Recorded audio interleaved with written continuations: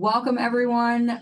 Tina Bovey here with the Mid-Atlantic Tech Bridge, and this is our Tech Talk on veteran funding resources. We've got three great presenters today, and as we go through this, we ask that you put any questions you have into chat, and where it makes sense, we'll get to those, but we absolutely save time at the end of the presentation to take questions. We also ask that you stay on mute and keep your cameras off. And without any further ado, I'm going to turn it over to Dr. Julie Stark to introduce the Tech Bridge once again. Good afternoon, everyone. We're really excited that you could be here for this excellent opportunity to learn about funding opportunities for veterans. I'm Julie Stark from NSWC Carderock. I'm along in the room here with me is Roy Weishart, who's from NSWC Dahlgren, and we have another partner from Gerald Walker from NavalX Atlantic. We are part of a coalition of tech bridges. We're with the Mid-Atlantic Tech Bridge in the Norfolk, Virginia area. We work with about 18 other tech bridges across the country and now a few even overseas as part of the NavalX team to help try to find partnerships and non-traditional partnerships and make sure that companies and organizations and individuals know how to work with the Department of the Navy. So if you'd like to learn more about the Mid-Atlantic Tech Bridge, NavalX, or any of the Tech Bridge network, link up with us on LinkedIn. The QR code is there, and you can also schedule a meeting to meet directly with the Mid-Atlantic Tech Bridge. The website's there, and there's information about all the other tech bridges in addition to ours, the Mid-Atlantic, that is located in Norfolk, Virginia. So we work with our PIA partner, 757 Collab, that helps us to execute events like this and the upcoming Small Business Innovation Workshop and others. All of those events are on our LinkedIn page. So that's all I have for that. Any specific questions you have about NavalX or the Tech Bridge, you can put in the chat and we will get back to you soon. And I encourage you all to connect with us on LinkedIn. Thank you, Tina. Great. Thank you, Julie. Next, I'm going to turn it over to our PIA partner and Joe to introduce 757 Collab. Good afternoon, everyone. My name is Joe D'Amelio. I am the PIA partner with 757 Collab, supporting the Mid-Atlantic Tech Bridge and NavalX's initiatives to bring non-traditional vendors to the Navy to do business with the DoD, as well as a host of other things. On the screen, you see a quick little overview of what 757 Collab is comprised of. There's four main branches of the Collab, and that is the 757 Startup Studios that provides that early stage support as far as space and real estate and training to early stage startups in the local community. They can come into Assembly, work here for 6 months as part of the program, free, no rent. And they are supported throughout by a vast program that's run by one of our people here. The 757 Accelerate program is kind of that next step up. That's for companies that have are already generating revenue, are very tech focused, and are further along in their journey. They come to 757 Accelerate. They get $20,000 of non-diluted equity and training to support their business, and we help move them forward and bring them in front of investor groups to be able to pitch their company. Next, we've got the 757 Angels powered by Venture South. They are the angel investment branch of the Collab. They're the third largest angel investment group in the country, and they are part of every program that we run here. And the Accelerate folks have an opportunity to pitch in front of them as well. And last is the 757 Collab fee for service or innovation, and that is customizable programming for community organizations and others to meet needs. And that can range anywhere from hosting mentor events or other social networking events to specified programming for whatever need comes our way. And that's pretty much it. We will continue to support Mid-Atlantic Tech Bridge and NavalX, and I'll be answering your questions in chat as they come up. Thank you. All right, thank you, Joe. And without further ado, we're going to shift over to Josh. And Josh, I'm going to bring up your slides here, and you can come off mute, and we'll give it over to you. Okay, perfect. Well, thank you, everybody. Really appreciate this opportunity to come here and chat with you today. I'm actually coming in live here from the Air Force Association's airspace, cyberspace. So don't hold it against me. I'm an Air Force guy, and we do work with all the services. But today we'll talk Navy, and delighted to participate and present to this community. My goal today is to give a little bit of just an overview of Veteran Ventures Capital, what we do as a firm, and then try and save the bulk of the time for questions here from the audience at the end once all the other presenters present.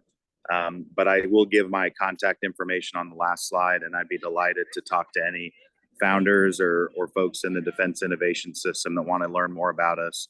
Happy to have a secondary call and dive into more details here.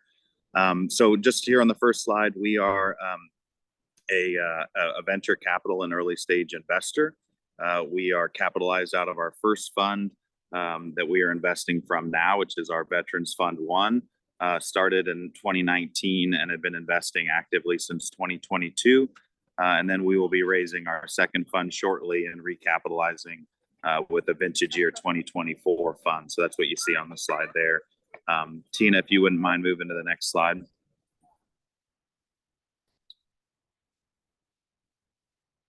Okay, so here's our fund overview. So as I said, we were founded in 2019. I'll go through our partners a little bit later in the presentation, but there's 5 of us partners at Veteran Ventures Capital, or you'll often hear us called Veteran Ventures, or even VVC for short. Since the military, we love acronyms. We are veteran owned. 3 out of the 5 partners are Air Force veterans. The other 2 have affiliations with national security apparatus.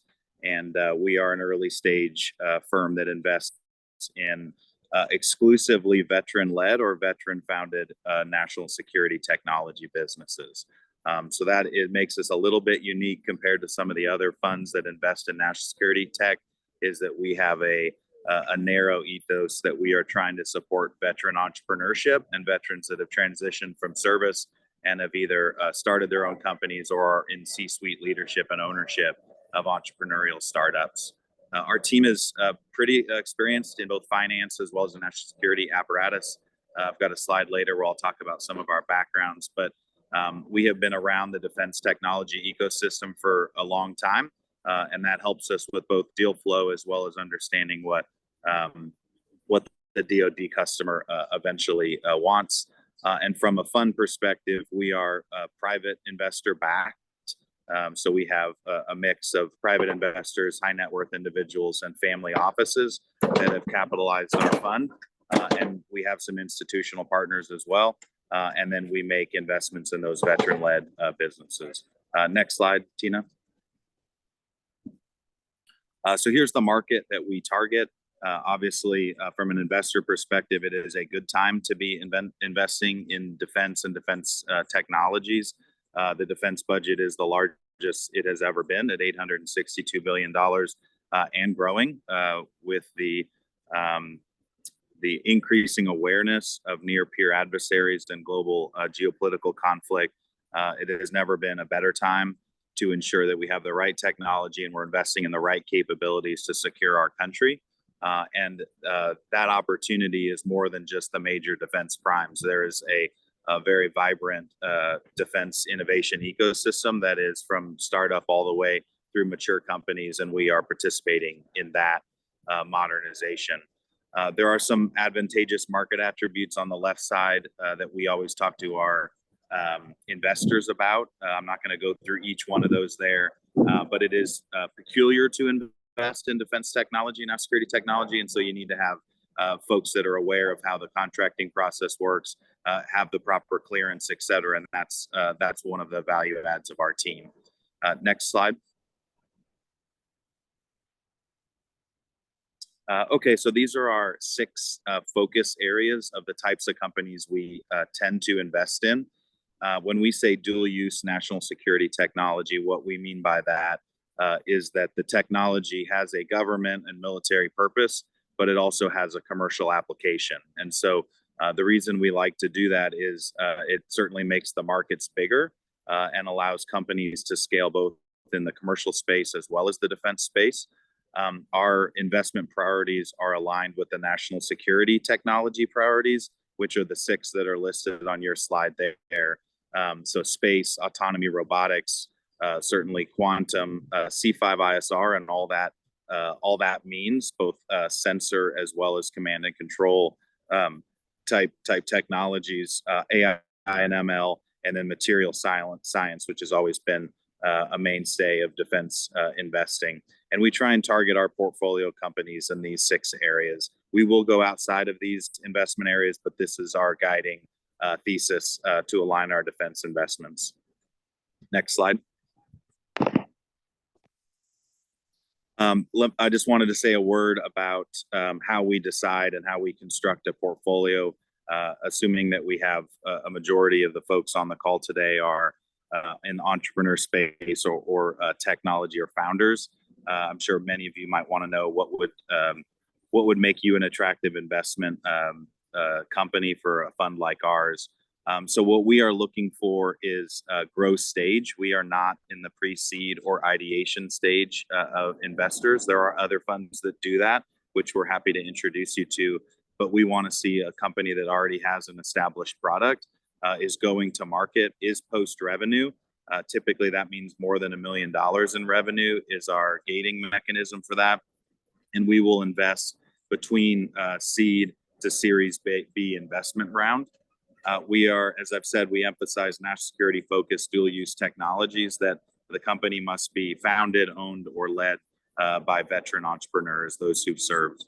Our initial investment scope, we typically write a check, I'll say between 500,000 and 2 million. That's our typical first check.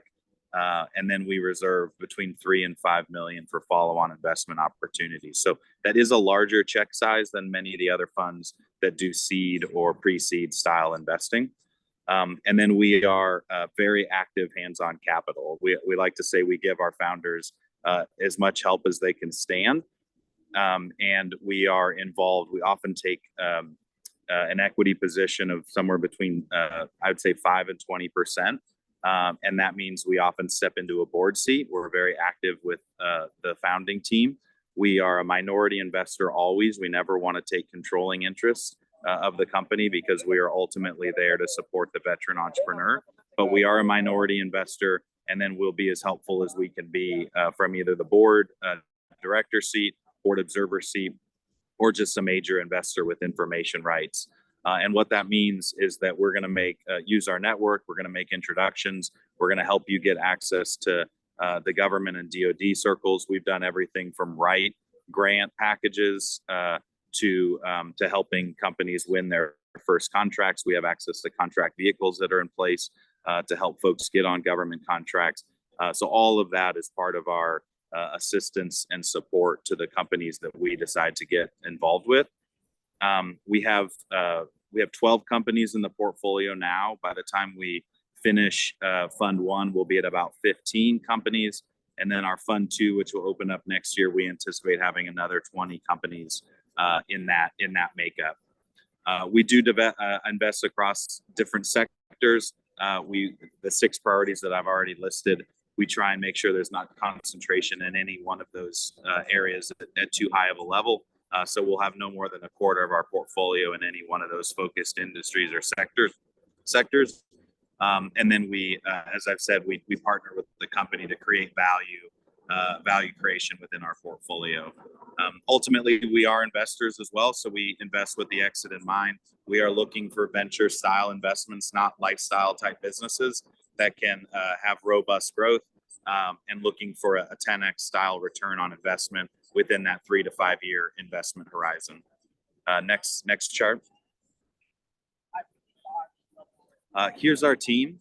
So as I said, there's 5 of us general partners on the team. That's Darren, our founder, myself, Craig Jakes, Steve Kaiser, and Paul Woolard. The 3 Air Force veterans on the team are Darren, Steve, and myself. Darren is a Citadel grad, was an Air Force finance guy for many years. That's where I met him 22 years ago now. Was at the Pentagon in an Air Force finance assignment. Steve Kaiser and I he was an Air Force intelligence officer. We've also known each other for about 20 years. So the longevity and cohesion of our team is pretty strong. And then Craig worked with Steve for many years in defense and GovCon. I would consider him an expert in contract vehicles and how to go to market within the DoD. And then Paul is a finance extraordinaire, CPA, has stood up 2 corporate VC firms and done quite a bit of investing over the years. And then the last person on the slide, Ken Hirsch, is our anchor investor. His family office, Ken made his money in oil and gas, founding a firm called Natural Gas Partners, sold it for a mint, and now gives back his time and money to the ecosystem. He's invested in us and he's seeded other funds. He's also the president and CEO of the George W. Bush Presidential Center at SMU, which is actually how we met him through the Bush Veteran Stand to Leadership program that Darren went through a few years ago. And he's a very active hands-on assistant with both our investment committee and our portfolio companies. Next chart. Here's a few of our other key advisors. Like any venture firm, we have access to both our investor network as well as a network of venture advisors who help open doors and give advice, check technology, vet technology, et cetera.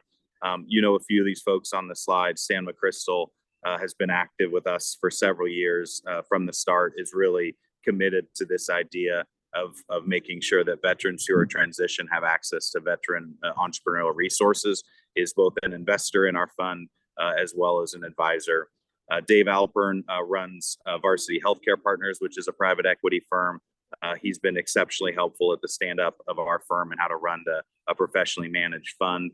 Phyllis Newhouse is what I would hold up as a poster child of a very successful transition military. She's an Army veteran, sold her company through a SPAC to the public markets a few years ago. And then Jeff Immelt doesn't need an introduction, former CEO of General Electric, is an investor and advisor to our fund as well. Next chart.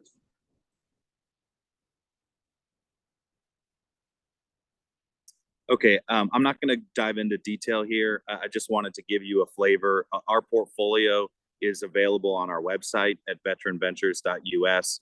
I just wanted to show this chart. These are 4 of our 12 companies today to give you a flavor of the types of companies that we invest in. Phase 4 is a small satellite propulsion company for low Earth orbit satellites.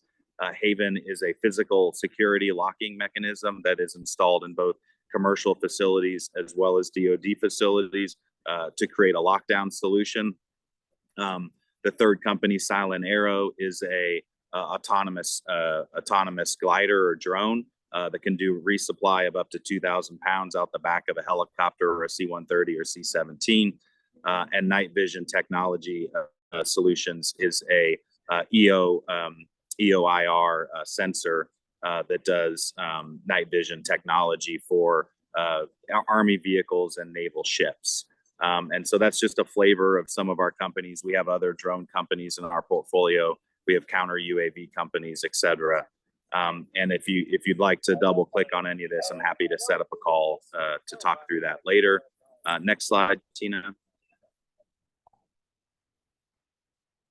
And then this is the last thing I would say that sort of makes our firm different. So we do have a veteran focus in our investing. We all, 4 out of the 5 partners have top secret security clearances, which brings us access to proprietary deal flow. We can also do work inside the intelligence community, which we've done. We specialize in gaining our, not only writing a check, but partnering with our companies to help them get non-dilutive capital sources, which I'm sure this audience is very familiar with. We've won about 80% of what we've submitted, and we've written $12 million of checks and garnered our companies about $32 million of non-dilutive contract sources. So we have a pretty good win rate there to strengthen the impact of our investment. And last but not least, our investors are committed to what this audience is committed to, which is how do we make sure the best defense technology is getting into the hands of our warfighters and making a difference in the geopolitical stage today. So I think that is, Tina, next slide. I think that's my last slide. And I'll stand by for questions. There's my contact information for anyone that would like to get in touch after this call. And I'll yield the rest of the time and look forward to the other presentations, and we'll stick around for questions at the end. Thank you. Thanks, Josh. Great presentation. And I think there might be one question for you in chat, but we can also get to it at the end. So, Brian, if you want to come up on to share your screen, you should be able to now. Great. Thank you so much. Can you guys hear me okay? We can hear you. Yep. Amazing. First of all, thank you for inviting me here to talk about veteran resources, especially in entrepreneurship. We're big fans of the work that Josh and Darren are doing at Veteran Ventures. I'll explain how the Veteran Fund positions ourselves in the ecosystem and partners with great groups like Veteran Ventures. So we are the Veteran Fund. Our single sentence tagline is protecting America through venture capital. And so most people, when they hear that, it either resonates with them or it does not. And so you can kind of guess what the rest of this presentation will ensue. And so I'm going to try and keep this to 10 minutes max, just to keep enough time for Q&A at the end. But if you do have a question, feel free to put it in the chat. So really quickly, just an intro on myself. So I'm one of the general partners at the Veteran Fund. I'm also head of global operations for the Founder Institute, which is the largest pre-seed startup accelerator in the world. I've led the operations team at FI for the last 9 years, helping scale it to 7,000 portfolio companies across 200 cities with a mentor network of 35,000 mentors. And the Veteran Fund leverages that access and ecosystem to not only find great deal flow, but also to support the portfolio companies that we invest in. And so I've both run and managed individual accelerator programs, and through the work I've done at Founder Institute and VetTech, which I'll mention in a moment, I've launched over 600 startups that are part of my personal portfolio that have raised over $200 million. And so back, I did 6 years in the reserves in the California Guard. And at the time, I realized that there was a strong correlation between veteran entrepreneurship and the skills you learn in the military. But this is going back to like 2010, 2011, but there was no veteran startup ecosystem, and there were no resources for veterans building serious tech companies. And so we launched VetTech, which was the very first startup accelerator for military veterans based in Silicon Valley, which is where I was born and raised. And so we started working with vets from all over the world, bringing them to our headquarters at the Plug and Play Tech Center, which is one of our partners, which I'll mention later in the slide today, to help them raise capital, help them get mentorship from Silicon Valley executives, and to establish corporate partnerships with Plug and Play's corporate partners. And so we ended up launching Instant Teams through VetTech, which some of you may know is the top military spouse startup right now in the US. And then we also work with a bunch of other really great companies. And so I had the opportunity to take the work I was doing at VetTech and bring it into the Founder Institute. And over the last almost decade, we've been creating veteran founder initiatives, scholarships, special veteran programming, which I'll touch on a little bit later, to help the veteran entrepreneur from that idea stage and pre-seed stage. And so at the end of 2021, we had a successful exit in our portfolio, and that was really the catalyst for the Veteran Fund. So we started the Veteran Fund in 2022 to fill that pre-seed gap. So we're a venture capital firm that invests in high growth tech startups led by exceptional founders from the military community. So we look at military veterans, but we also look at military spouses, as in the case of Instant Teams. So there's 4 GPs in the Veteran Fund. I already gave a quick intro on myself. Mike Sherbakov is a Marine Corps veteran. He's had several small exits and is an angel investor. He also runs the Veteran Vertical and the Founder Institute Los Angeles and San Diego program. Lisa Song Sutton, she is an attorney turned entrepreneur. She's done a ton of work in the real estate area. She was former Miss Nevada and a congressional candidate that set the state's record for fundraising for the Republican Party. And she's also on the board of Startup NV. And then last but not least is Justin Nahama. Justin's a Marine Corps veteran as well. He was a federal prosecutor and helped co-found the Honor Foundation, which many of you may know is the largest transition institute for SEALs and special operators. And they're starting to expand beyond that now. And so he's also the COO of the Deepak Chopra Foundation, helping Deepak run his foundation through COVID. And so the 4 of us bring, a variety of different skills, network, and experience to help support the portfolio companies that we invest in. We also are backed by an extraordinary group of limited partners and venture partners. So what we like to say is we bring together leaders from the military, business, and mindfulness communities. And so these are all LPs in the fund, but they also, because of our veteran narrative, they want to go more hands-on than just simply writing a check as you would maybe investing in a B2B SaaS fund. So a lot of these folks will actually work with our portfolio companies, help leverage their network to open up doors, and give us advice when we're going through the due diligence and deal analysis process. And so you can see General McChrystal here, also part of Veteran Ventures, but also part of the Veteran Fund. And on October 10th, actually, since everyone here is in Virginia or in that area, we're hosting an investor dinner at General McChrystal's home. And we're bringing together LPs from the Veteran Fund and then local investors who are interested in learning more about the Veteran Fund. So if you're interested in going to that, go to veteran.fund/DC. I'll put the link here in the chat and you can kind of take a look at the details and sign up. So here's where we find the opportunity. So we focus on pre-seed and seed. So we see ourselves really as a feeder system into other great VC firms like Veteran Ventures. And so the reason why we focus on pre-seed is that we think that you can get a 100x potential and really help the companies at their formative stage. It's also the area where we have a ton of experience on the GP team, working with pre-seed and seed founders all over the world.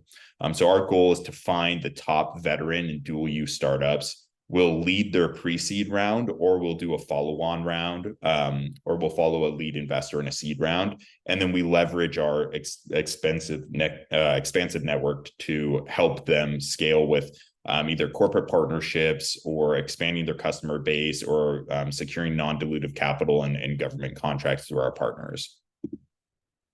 So this is really like what I would call like our fund mandate or what our thesis looks at. So we target late pre-seed because we think that you can capture de-risked companies where they have a little bit of revenue, they've got a product, they have some traction, but they're still at an early enough valuation that it makes sense and you could potentially 100 exit from where it is at that valuation. And so the types of founders we look for are military connected, AKA military veterans or spouses, and they have to have specific industry experience. So we really look for founders that have a very strong founder market fit versus someone who maybe just got out of the military and has an idea for a startup. We have resources for those folks, and I'll share that in a moment. But really, in order for it to qualify an investment for us, they need to have many years of experience and have that strong founder market fit.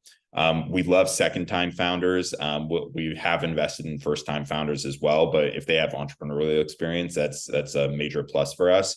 And then we will either invest with a safe note, convertible note, or priced round, depending on their stage. And depending if we're leading the round, we lean towards convertible notes at the pre-seed stage, and then either a series seed or even potentially a series pre-seed based upon what their valuation is and their traction. So we're targeting companies that are anywhere from a $5 to $15 million valuation, and our check size, depending on the stage, is $250 to $500K. Half of our fund is reserved for follow-on. So if we invest in the pre-seed stage and they go on and secure a lead investor for the seed round, we'll follow on the seed round. And then when they get to Series A, we'll also follow on the Series A. But typically, after Series A, we won't invest in a Series B or beyond just because it doesn't make sense for our fund size.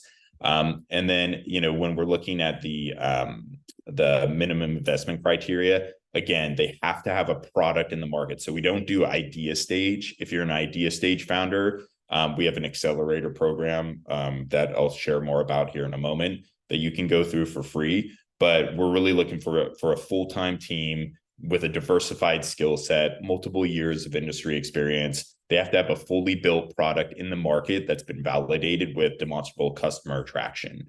And so there's a variety of ways we look at that. I'll share some links here in the chat to show you how we look at those benchmarks. So here's how we can help. If you're a veteran-led defense startup, you can apply for funding by going to veteran.fund/startup. It's just a simple intake form, just so we have your name, email, high level on what you're working on. And then for those of you who are maybe interested in entrepreneurship and haven't yet started, you can join the FI Veteran and Military Family Accelerator. We run that twice per year in partnership with Founder Institute San Diego and LA. And it's a set of, it's a free scholarship to join the Founder Institute program to launch your idea at the idea or pre-seed stage to then help you get to traction and funding.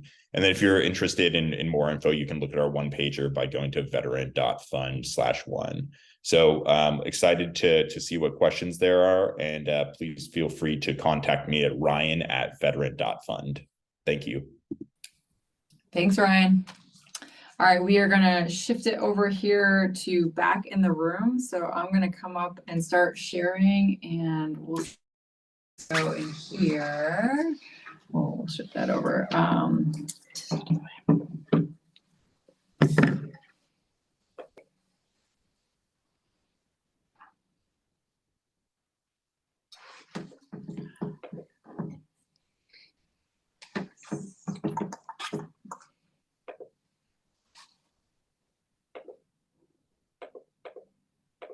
All right, and Paul, we're going to turn it over to you. All right, thank you, Dina. So I appreciate being here.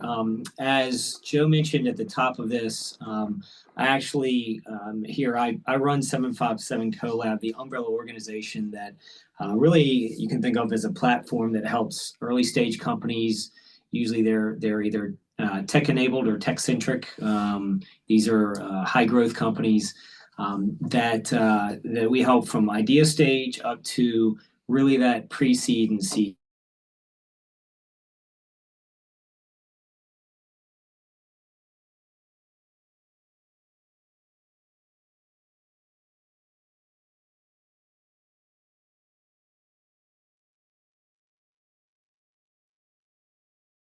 All right, Joe, can you do a quick, can you hear us? I think it should be good. We got you. Okay, thank you. Great. All right, I think we're back online. I have that effect on Zoom sometimes.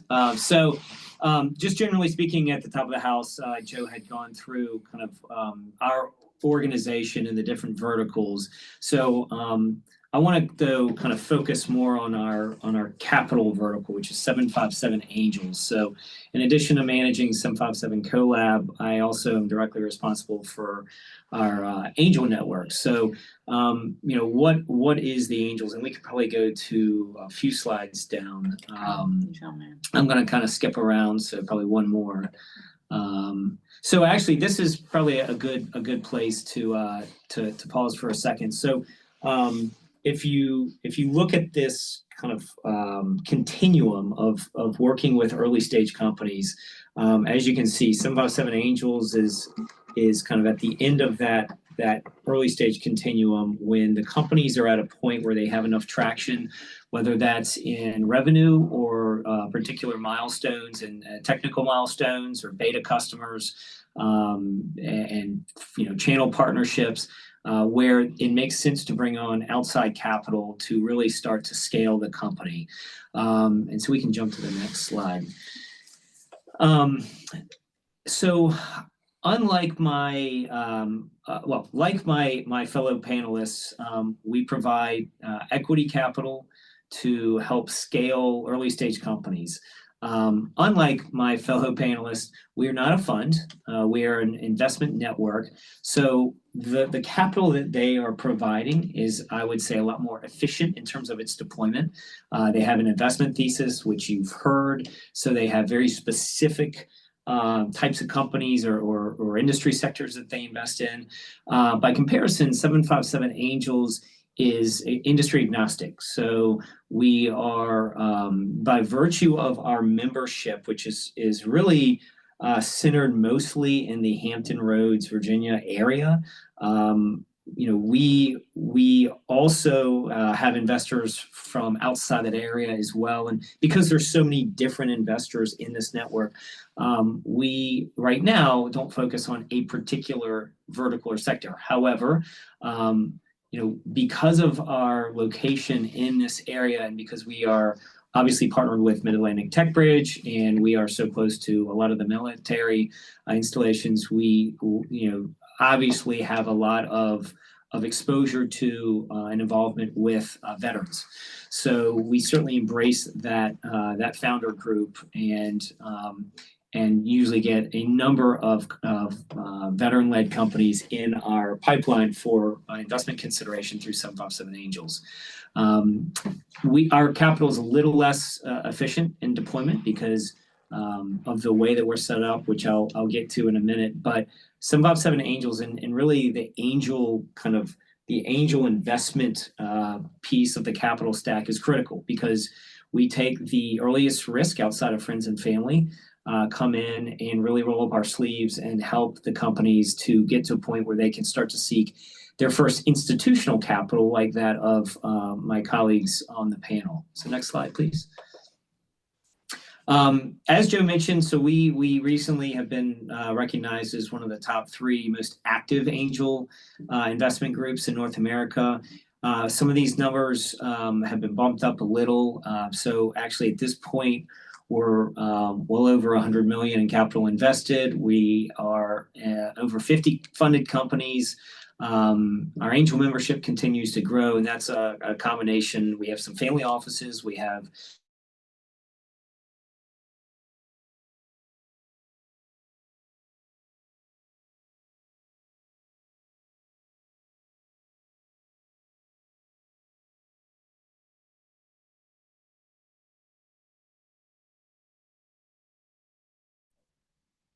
All right, Joe, can you mic check us? Yeah, I think we're back. We got all right, great. So Thanks. just leaving off, we have several different types of members: corporate members, family offices, high net worth individuals, and through our efforts, we really, in supporting the scale up of these companies, have led to a lot of job creation in the region. So next slide. I'll skip over, like I said, I'm going to skip through some of these. So maybe the next slide, because I want to be conscious of our time and really get to the questions, and we can do one more slide as well. So as I mentioned before, we don't really have a specific investment thesis because we're a network more than a fund. We are, however, looking for companies that are positioned to achieve a monetization event that would yield a significant return to our investors in the exact same way as that of my 2 fellow panelists. I'd say that maybe the biggest screen for our group is that 757 Angels invest in Virginia-based companies only.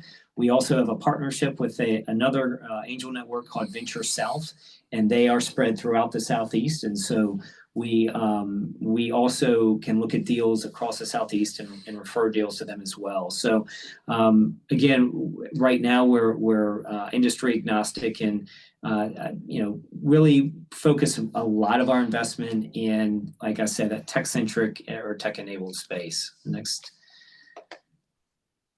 So what I'll say is, in terms of our process, we have 3 cycles a year: one in the first quarter, one in the second quarter, one in the fourth quarter. Our application window for this 3rd and final cycle of the year actually wraps up today or closes today. And then once we have the applications, we do a screening to down select in the funnel and get to a handful of companies, usually 2 or 3, that will eventually pitch to our members in person at a November 15th member meeting. And so in terms of how much we deploy into any one company, I've seen it at 25,000 up to $1 million. So it's really, depends on the appetite of the individual investors. My job with 757 Angels is to curate the best and most promising early stage companies in our midst, and then offer those companies up for consideration to our member base. I do significant diligence on the company, just as my colleagues on the panel do for their fund. The difference is I do not recommend an investment. I simply put the objective facts there, and each individual member will decide whether they want to invest. If we have enough members investing, which is usually about 100,000 or more total into any one company, we will form an LLC that will invest collectively into that company, so that the companies don't have to manage a lot of individuals on their cap table. So we do run our organization as close to a fund as possible, to a fund like as possible. I used to run my own seed fund, and prior to that was a director in a Series A fund. So have kind of translated some of those best practices over. But again, we work in tandem with other funds and co-invest alongside early stage funds, pre-seed and seed. We just have a different way of doing it. So I look forward to any questions, and appreciate the opportunity. Thanks, Paul. With that, before we open the floor up to questions, and we'll check chat.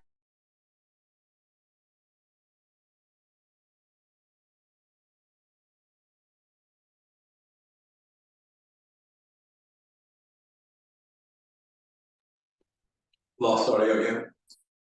Are we back? Are we back, Joe? We got you back. Okay.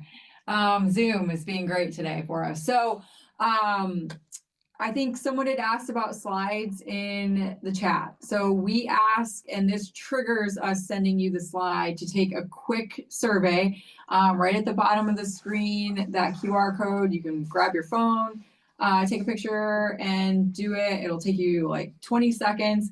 You can take the actual website there and go there and do the quick survey. And again, that triggers us to then send out the recording and the slides to everyone who participated today. So I want to mention that. And then Julian mentioned scheduling a meeting with Mid-Atlantic Tech Bridge. There's that QR code again, and then you can kind of see all the places where you can connect with the Mid-Atlantic Tech Bridge. Highly recommend finding us on LinkedIn so that you can follow the different events that we have coming up. So with that, Joe, I wanted to see, are there any specific questions that weren't answered in chat? And I'll pull it up on our side too.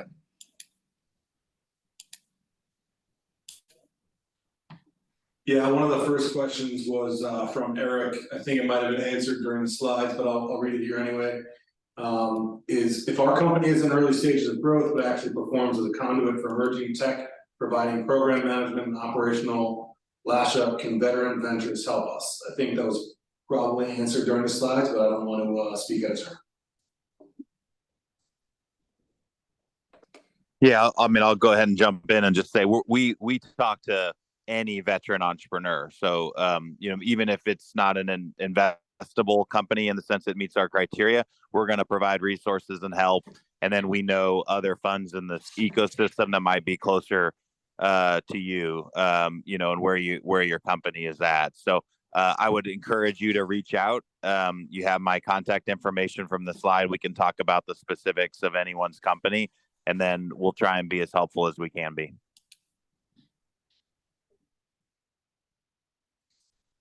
Thank you very much for that.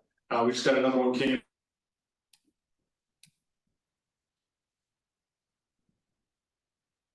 So the next question is from the name here. MS, I think that's Mark Serena. Are the investors protected from liabilities in these situations? For example, the funding company causes an injury or damage to a third party. Does the legal arrangement shield the investor?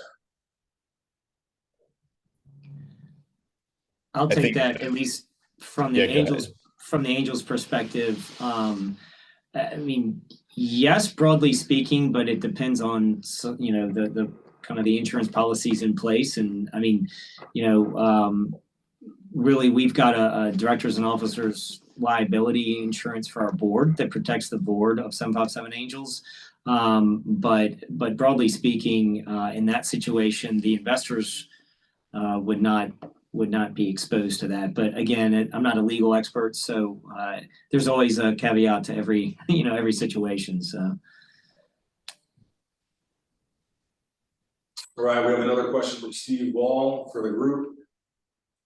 And that was, I think it was Ryan who mentioned access to non-dilutive capital with within the DoD ecosystem. I wasn't quite sure what he was referring to. Yes, specifically SBIRs and STTRs, which are forms of non-dilutive funding that you can secure. It's essentially a contract with the government that allows funds to flow through to the company for that contract. Okay, thanks. I thought that's what I wanted to make sure. We have another question. Do you guys support M&A? This is from Jesse Mock. Do you guys support M&A? We recently acquired our first company, now growing, hiring, scaling, and are looking at a second acquisition. SDVOSB, Navy, Virginia, strong contract based, 40 plus years old.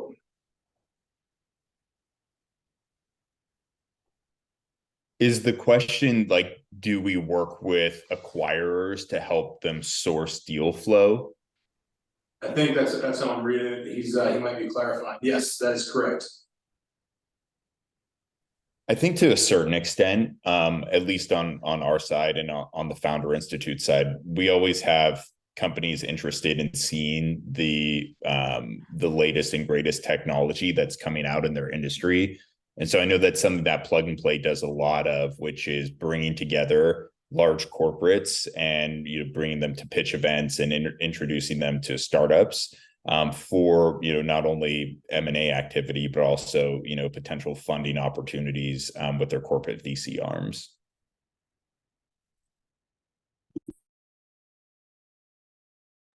All right, a follow-on question is that they have a SIBR phase 3. Do you help bridge the funding before it hits?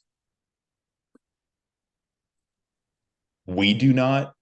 We would invest in the company in exchange for equity.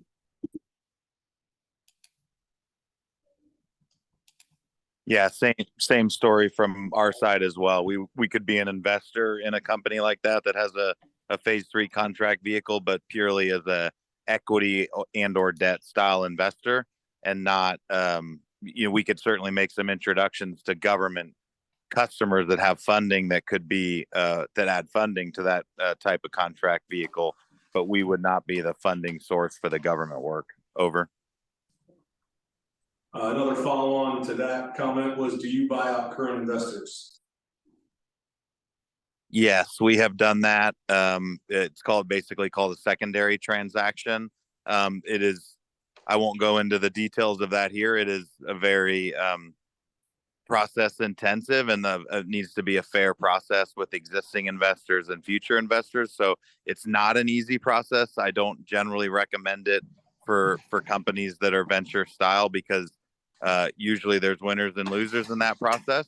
But we have at times negotiated buyout or cash out situations for earlier stage investors as part of a funding round.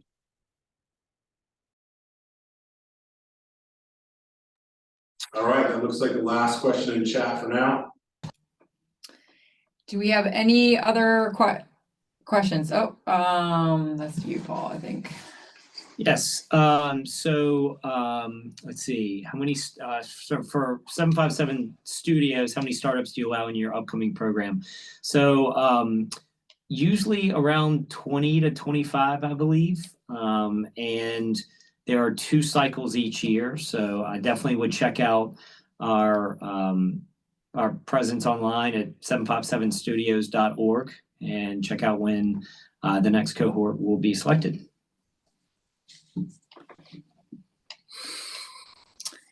Any last minute questions from the group? And again,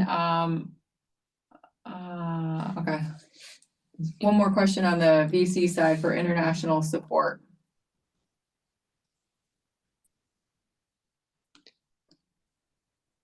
So the question is, do VC parties offer international support from the BD side? Yes, we do. It usually comes down to like what opportunities are available in our network. So if one of our companies were looking at striking a deal with someone in the UK, or there's a customer within our network that we could connect them with, we definitely would do that.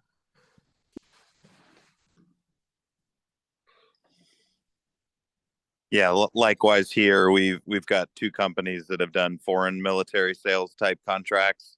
And we've helped folks bridge to it has to be a partner country before we would get involved. But yes, we would do that as well. We look at those types of contracts akin to U.S. government DoD contracts, especially if they're through the FMS process and the Security Cooperation Agency.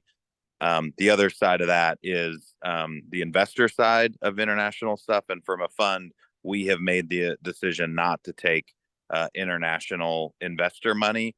There are others in the space that have done the same thing. And really it's part of what's called a trusted capital network. So there's a lot of emphasis right now to ensure that our supply chains, but also our ownership structures in defense technology companies is U.S. or allied based and not being infiltrated by darker money. And so from a fund perspective, we are 100% due diligence on our investors and ensure there's not foreign or international money coming into these companies. Over. Thanks, Josh. I'll go last call for any questions.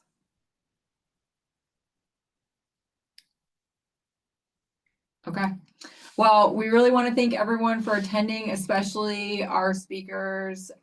Really appreciate your time. And again, if you take the survey, you will see the slides and the recording within the next couple of days, and you'll have the contact information to follow up with the appropriate personnel from each of the different funds. But again, thank you so much for attending, and we'll see you all at our next Tech Talk. Great. Thank you, everybody. Thank you.